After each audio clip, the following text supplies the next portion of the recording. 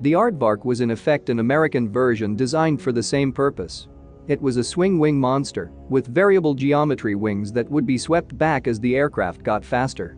It very nearly spawned a fighter-based version as well. The F-111 was one of America's most ambitious aircraft projects of the Cold War, with various cost overruns hurting its reputation. But despite that, it did prove to be a highly capable machine in various roles and served with the Air Force until the 1990s. The F-111 was first conceived in the 1950s as the United States Navy looked to find a new long-range, high-endurance interceptor aircraft. While the Navy would not use the F-111, the Air Force would, and in the 1960s, they joined the hunt for a new aircraft to deliver a strike payload at supersonic speeds. The project really kicked into gear when Robert McNamara was appointed the Secretary of Defense in January 1961. Later that year, proposals for the aircraft came in from Boeing, General Dynamics, Lockheed, McDonnell, North American and Republic. Ultimately, it would be General Dynamics who got the go-ahead for the aircraft in November 1962. The project was originally called the Tactical Fighter Experimental, or TFX for short.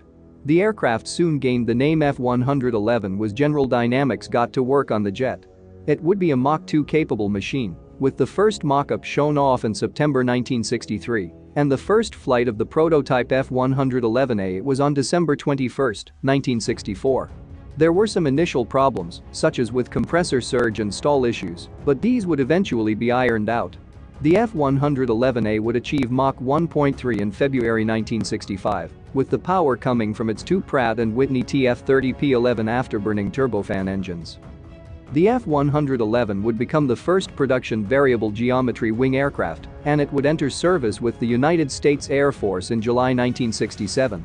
Their first combat missions would be in March 1968, when the F-111 was sent to Southeast Asia, where they would strike targets in North Vietnam. The aircraft would serve alongside the likes of the F-4 Phantom. However, the loss of three of them halted combat operations for the aircraft, although at least one of these losses was due to a hydraulic issue and not enemy fire. The F-111 would go on to participate in Operation Linebacker in 1972, and the jet was starting to show its worth.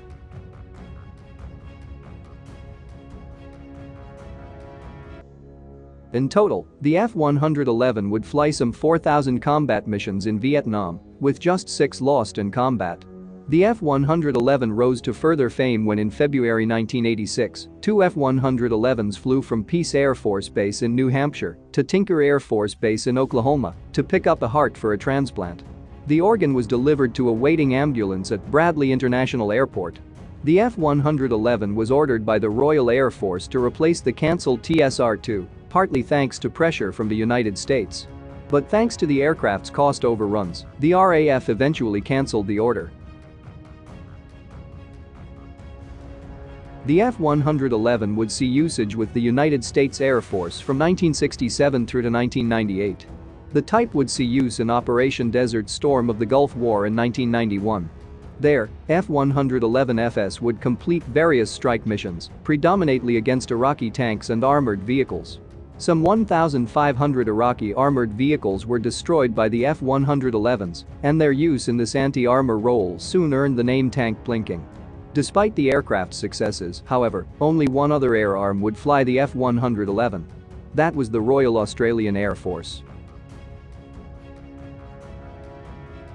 Dubbed the Pig in Australia thanks to its long nose, the F-111 entered Royal Australian Air Force service in September 1968. Here, they replaced the Australians' English Electric Canberras from Britain. Ironically, TSR-2 was meant to replace the Canberra in both Britain and potentially Australia too. The F-111 never saw combat service with Australia, but would become a staple member of the Air Force for decades. The Australians would fly the aircraft longer than America would, and the final flight of the F-111s was at the end of 2010.